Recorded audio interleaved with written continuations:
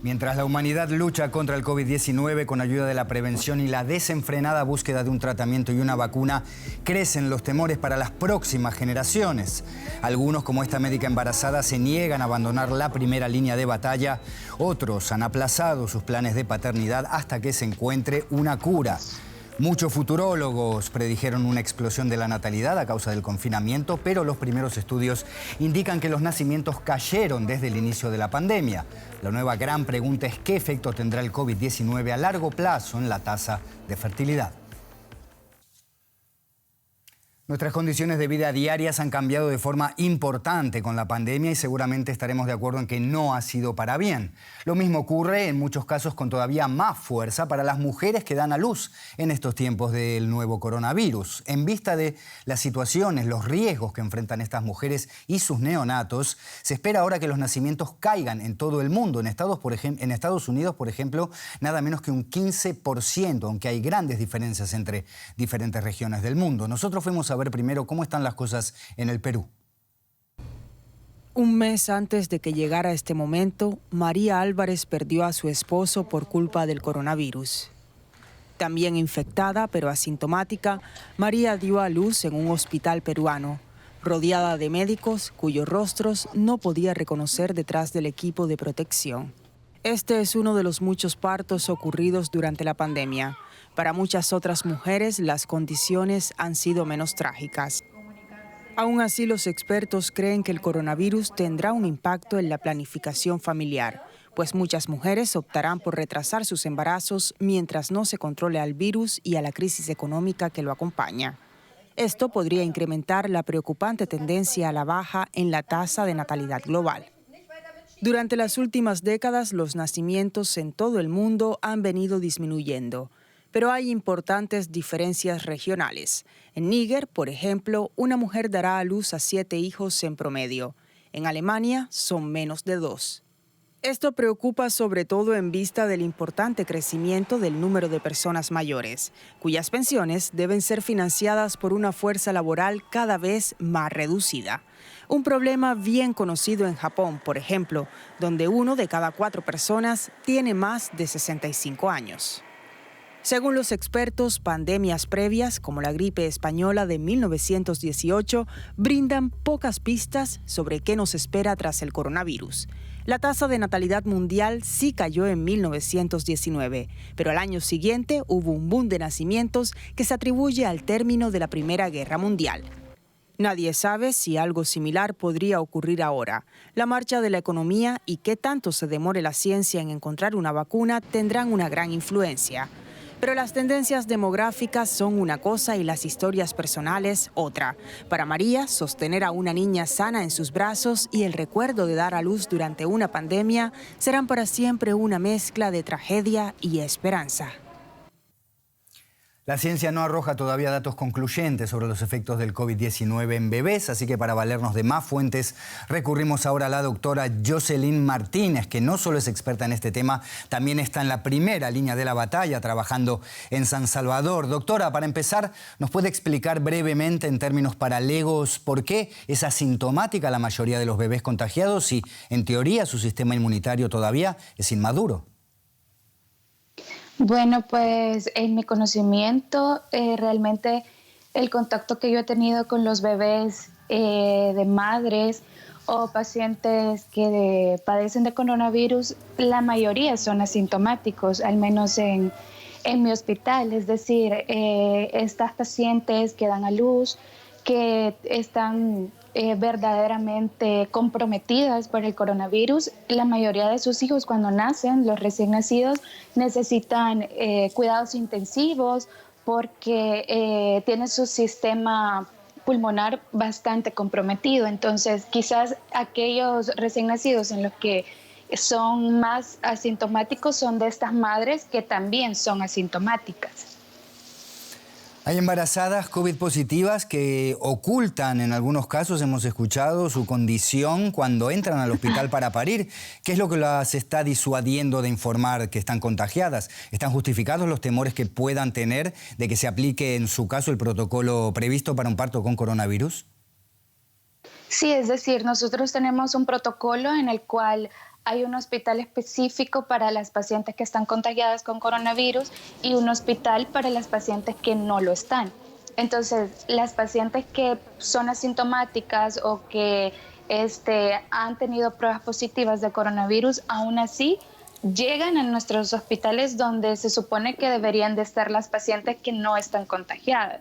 Entonces lo que sucede es que por el miedo a que no se les vaya a atender, entonces hay como un tabú en eso para ellas.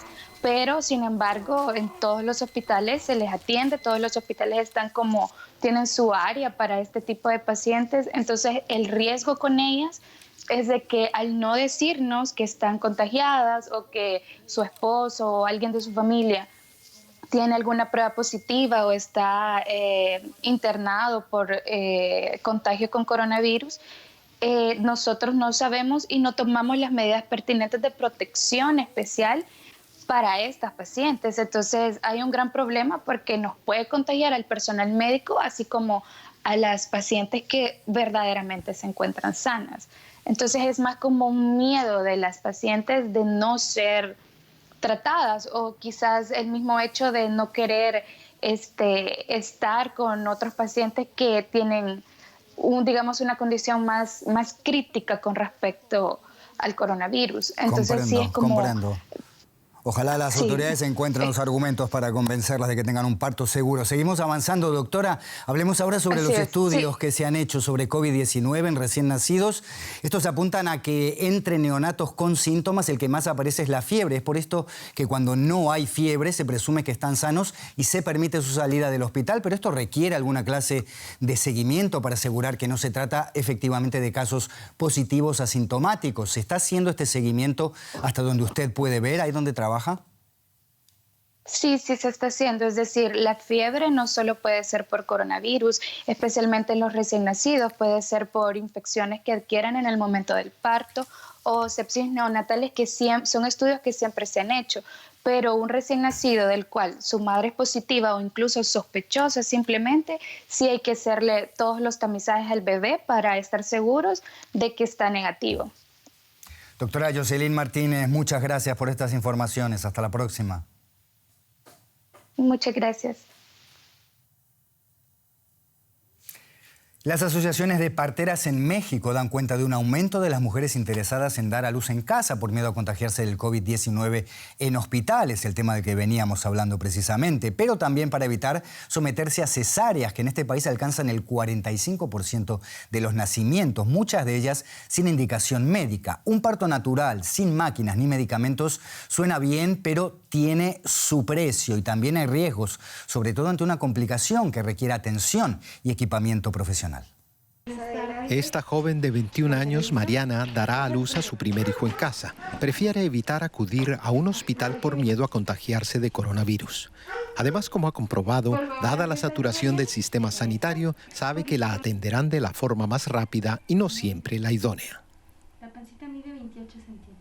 Empecé a checar opciones en hospitales tanto públicos como privados y llegué a la conclusión de que en ambos sectores se corre el mismo riesgo y sin siquiera conocerme, sin siquiera conocer mi embarazo ni nada, lo primero que me planteaban era la cesárea.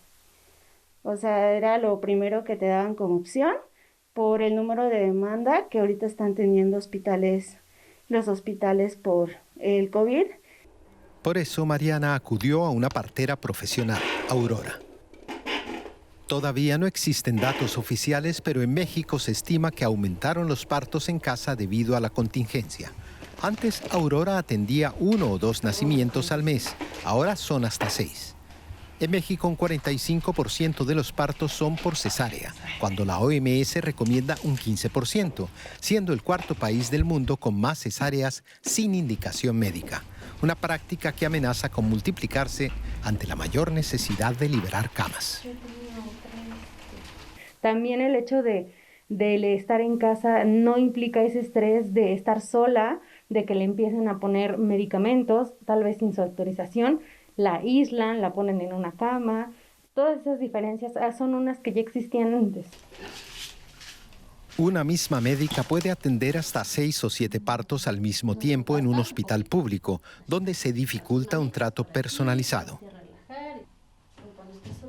Pero los partos en casa implican un riesgo elevado para un 5% de mujeres que puede sufrir complicaciones, como considera este médico del Instituto del Seguro Social. Podría comentarle que hay muchas situaciones precarias en el sistema de salud que hace que nosotros no podamos llevar un mejor control o un apego más hacia la paciente. ¿Qué personal está capacitado no para la atención, sino para la detección de riesgos? Lo que en su opinión ocasiona la falta de control en la formación de parteras. Pese a ello, en estos últimos meses, la asociación Nonantzin ha visto multiplicar por 8 las llamadas de embarazadas pidiendo información. Su fundadora defiende la partería tradicional ante un modelo médico invasivo. Según una encuesta oficial, más de un 30% de las mexicanas ha sufrido violencia obstétrica. La sobrepoblación que tenemos pues hace insuficientes, ¿no?, los servicios en los hospitales públicos, y definitivamente no hay ni la infraestructura, ni la población médica, ni los espacios para atender dignamente a las mujeres. Embarazadas, una población de riesgo frente al virus que vuelve a poner de relieve el oficio más antiguo del mundo, la partería. Y la última historia de niños y coronavirus que le traemos hoy es la de un empresario del norte de México que recientemente tuvo un hijo, pero debió esperar 2 meses antes de presentárselo a su familia. Esta experiencia lo inspiró para organizar junto a un grupo de socios una manera para que las familias puedan dar la bienvenida a sus nuevos miembros cuando acaban de nacer. Como su negocio para organizar grandes eventos está paralizado, este empresario y sus socios invirtieron en el acondicionamiento de 2 furgonetas destinadas antes a publicidad con cristales sellados a los que agregaron un espacio para dejar regalos. Aunque el servicio se centra en bebés, una pareja de abuelos ya lo contrató para protegerse durante una fiesta familiar en un rancho. Este fue nuestro especial coronavirus. Los espero la próxima. Tengan un excelente fin de semana.